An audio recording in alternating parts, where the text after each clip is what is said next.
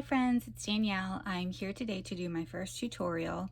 Um, when I did a flip through a few videos ago, I asked for suggestions on what I could do for my first tutorial that you guys would want to see, and one of the responses was to show how I tie my bows. So I figured this would be a good place to start because it's pretty a simple kind of tutorial or show you how I do it type scenario.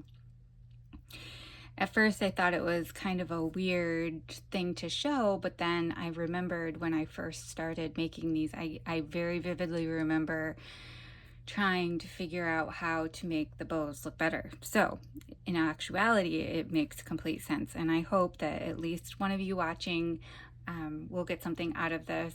If you are an expert journal maker and bow tire, you probably want to just skip this video because it's not going to be anything too complicated. Or if you want to watch it and see my technique, maybe it's something different than yours. So I'll show you here what I'm going to show you. So I'll show you like 2 ties around books, and then like the rabbit ear tie, and then a bow like this, and a bow that's tied like a regular bow, and then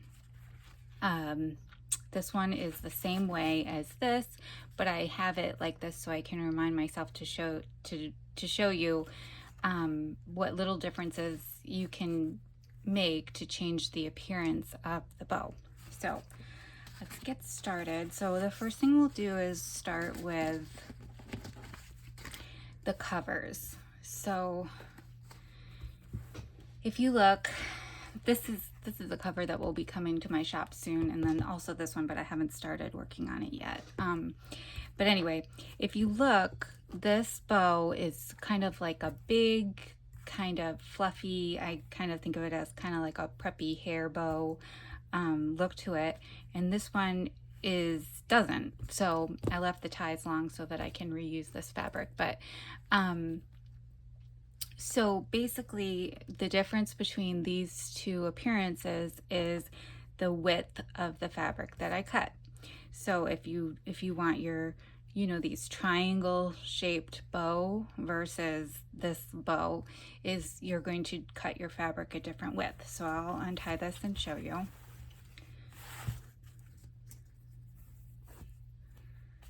So this is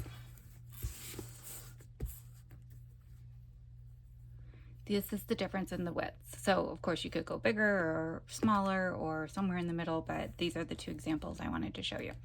So let me see if I have my ruler close by. I have my extra large ruler, so sorry. But this one's about 3 inches and this one's about 1.5 inches, just to give you a frame of reference. So let's start with the bigger one. And what I do is struggle a lot.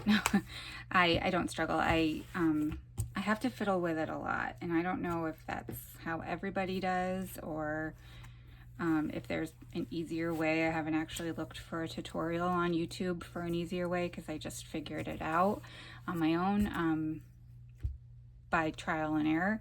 But if anybody knows of a video on bows that I could learn from, I would be happy to hear about it. So what I do is I wrap the fabric around, or ribbon, or whatever you're using, whatever it is. It could be fabric, ribbon, sari silk, seam binding, whatever the material might be. And what I do is I make the right, let me see if I can get this in frame, the right side. So if I'm holding this in my left hand and this in my right, the right side is a little bit longer than the left. And then I come here and I make the X like you normally would, trying to leave the fabric open. And then I pull here. And so this is what we've got, like a little cross.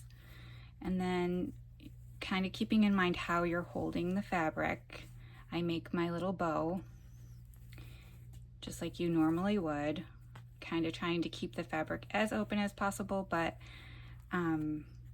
it's not totally necessary because you can always fix it in the end.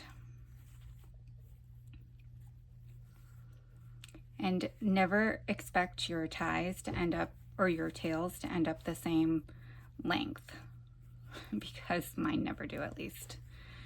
But you can trim them. And so you just kind of fiddle with it until you get it how you want, and you always try to make the fabric be as flat as possible. And then the biggest tip I have, after you get it about how big you want it, the biggest tip I have for this part is to come to the center and open it up so that it makes the bow lay flatter and just makes it look a little more symmetric. So, and I did tear this fabric, so that's why there's strings. That's how I like the look of that. And then you would just come here and usually I just cut a little bit off and then tear the little end of the tail, and so it gives the frayed look. And there we have our first little bow. Like I said, you can fuss with it as much as you want, to just so it's exactly how you want it. But this is the reason, like these tails, whenever I say I always slip the tie off and on, is because getting these tails even is hard for me. If I were to undo this and I only have this much fabric, I have to have them the same length again when I'm done. So I don't know if I'm making any sense with that, but basically if I untied this, I won't have the luxury of it being long enough to trim, and otherwise eventually you'll run out of fabric. So that's why I make this kind of like, for mine, I just kind of leave it like this, and when I want to take it off, I just kind of slip it off, tied like this. And then I, can work in my journal, and then you just slip it back on. So, I mean, it's not elastic or anything, but it's there's a little bit of give. And then you just kind of straighten it up a little bit. You can do the bow on this side, you can do the bow on in the middle, or on the right, like right adjusted, or you can do the bow on the spine like this. So there's just, and then if you wanted to, well, not a frame here, sorry. If you wanted to store it on the shelf like this, then you would have these areas flat and this would be showing, which is kind of cute. So that is that kind of bow. And then the other one, the skinnier one, is the exact same way. I'll just do it one more time. So I put the fabric around and I make the right tail just a little bit bigger. And then keeping in with the X, trying to keep my fabric open as much as possible. Just tie the bow. And then just kind of open it up to where it would be lay the flattest.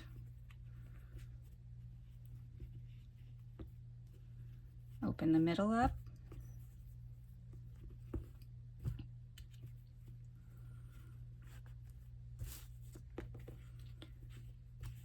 And then you would trim your tails.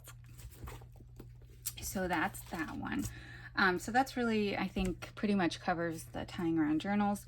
And then just to add a little bit more to this video, I wanted to show you like different ways for tying, using fabric to tie on top of tags. And I didn't I didn't make any tags or anything. I just kind of used some of these things as examples. But okay, so here again,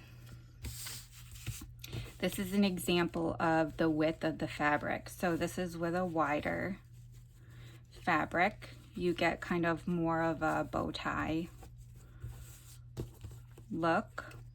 And then again, you just open the middle I'll show you an example, but this is what I wanted to show. So it's the exact same way, same method. It's just the width of the fabric is different, and that makes it look different. So I'm going to move on from that, and I will show you an example of that one. So this fabric is closer to the width of, well, it's kind of in between these two. I already had it torn. It's a little bit skinnier than that one and a little bit wider than that one, but so what you do is you just take the fabric, and I just fold it in half and in half again, and you would most likely want to use an eyelet. I don't always, it depends. There's one technique that you do pretty much want to use an eyelet, but anyway, you just feed the fabric through here, and then this is a really long strip, so I don't waste any of my fabric, but you just kind of open it up so that it's, again, flat. And then you come around here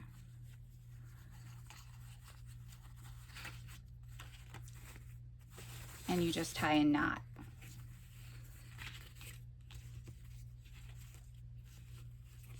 Again, trying to find how the fabric wants to lay the flattest.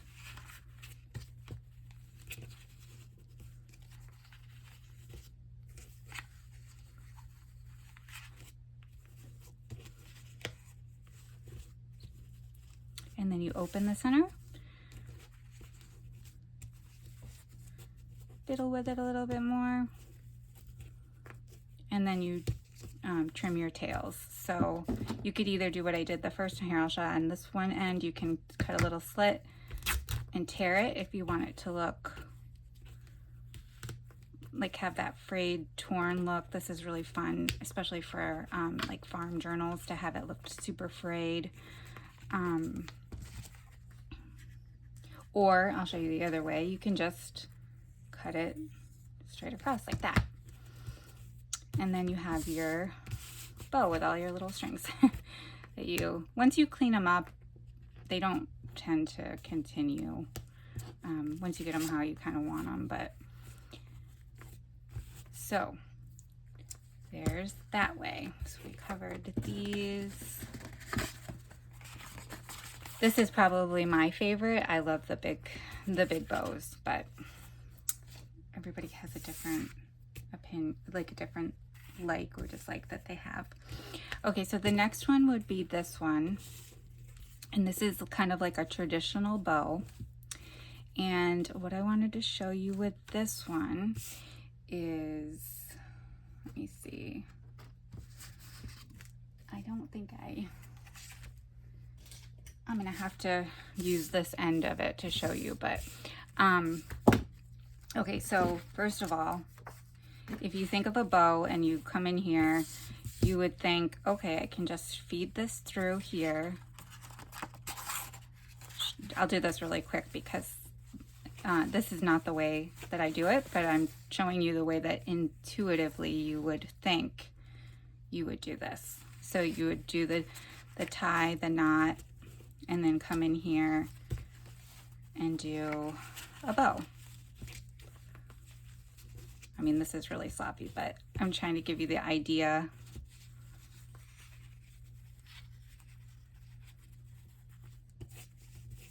So basically the idea, the point that I'm trying to show you is that you do this and you have this ginormous like bump here.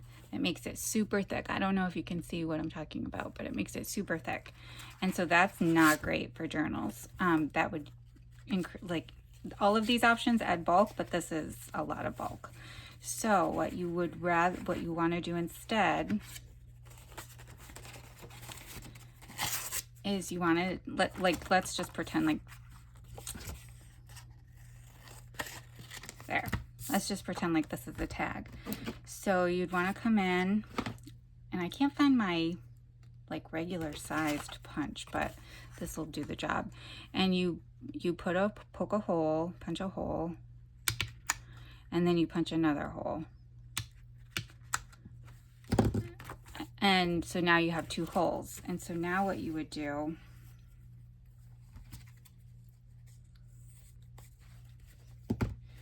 is you would come in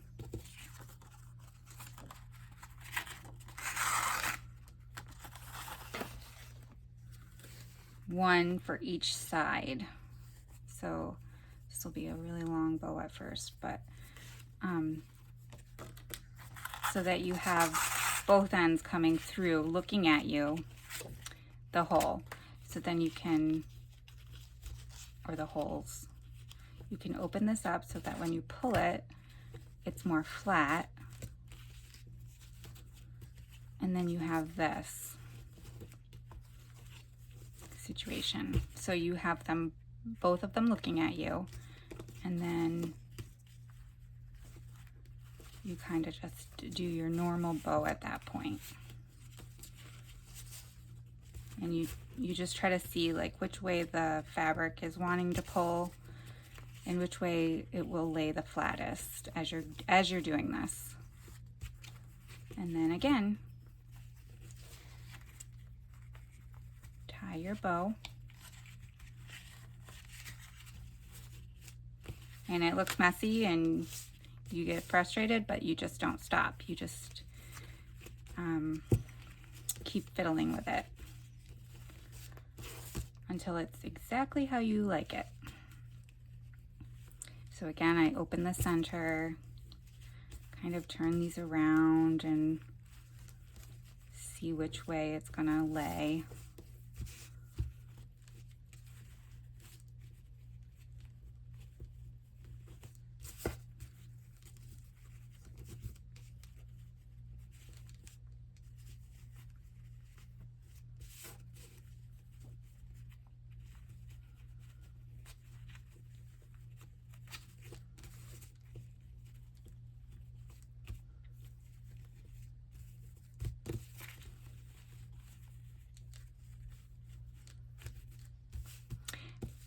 All right.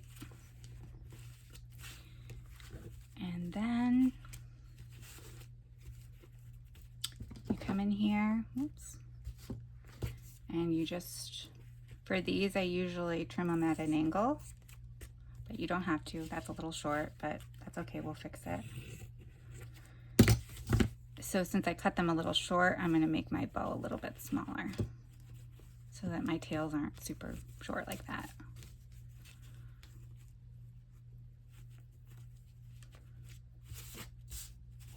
So, like I said, it's a lot of fiddling. I don't know that there's a way around it, but you eventually get the result you want, and I think it's worth it. So that's a pretty big one on the top of that tag, but so that's that one. And the next one I wanted to show you is this one, and this is the one that you would definitely want an eyelet for. I don't have an eyelet in this one, so if I were going to put this in a journal, I didn't tie it super tight because it'll pull through the hole without this little hole without an eyelet. So if I were going to do this and I weren't going to use an eyelet, I would take this to my sewing machine and stitch across so that it tacked this down and made it lay more flat. So I'll show you how that one's done. Probably all of you know how to do this one. I think I just have this little piece of fabric left. So, okay, so this one's different. So this one, you take your piece and you fold it, and then you fold it again and fold it again. And then whichever way you want, so there's this look, this side, and then that side. And whichever way, the way I remember this is, if you want this facing you, which most of the time you would want this on the front, then you come from the front. You go through the hole from the front. If you come this way, then you're going to have this on the back. So you want to go through the front. This is a really short piece of fabric, but it'll probably work. And then bring your tails through that circle. So let me do that again so I can show you. So you have this situation now, and so you bring your tails up through the circle, through the loop, and then you just gently, if you don't want to use an eyelet, pull. And like I said, this fabric is really short, but I think you get the idea. And then again, you just open your fabric and move it around until it's how you want it. And then this is a good example because you can either cut it at an angle like that, or you can cut it straight or rip it. So this is straight and this would be an angle. So those give you different looks too. Again, if you're not going to use an eyelet, I would sew it down. And it'll also make it a lot flatter to do that. So that's that technique. And then one more I wanted to mention. Let's see if I can, no, that's not going to be long enough. Just use this piece of fabric to show you. So another option you have is to grab a piece of fabric or ribbon and make a V with the fabric, put it down here. I always use like a little bit of a glue stick or something just to tack it in place, and then you can take this to your sewing machine or hand stitch along here across, and that will give you a topper that's super flat so that it doesn't take up bulk in your journal. So that's another idea. I think that's it for my ideas. The only other thing I wanted to point out, I made these to show you. Again, this is the same idea. So this is when you only use one hole and you tie your bow. It's hard to tell on the camera, but it's more bulky. And this is when you do 2 holes. This one's a little lopsided, but you get the idea. And then for these two, I wanted to show you that you get a different look if you do the holes further apart. Like this one is the 2 holes are further apart. So they're closer together on this side and further apart on this side. And if you look, this one's giving you the look of, like, you know, a more droopy bow that's more constricted, and then this one is more open. So that's the difference in, you know, the width of placing your holes apart, the distance between your 2 holes. So you just have to play with it and see what works best for you and what look you like the best. I hope that this helped somebody out there. I hope I made it I did okay explaining it. Bear with me because, like I said, this is my first time trying to teach anybody anything. So I hope you enjoyed it, and if you leave me a comment or any questions in the description box, I'll be sure to look at them and answer them. And I hope you have a good evening, and I will see you in the next video. Thank you. Bye.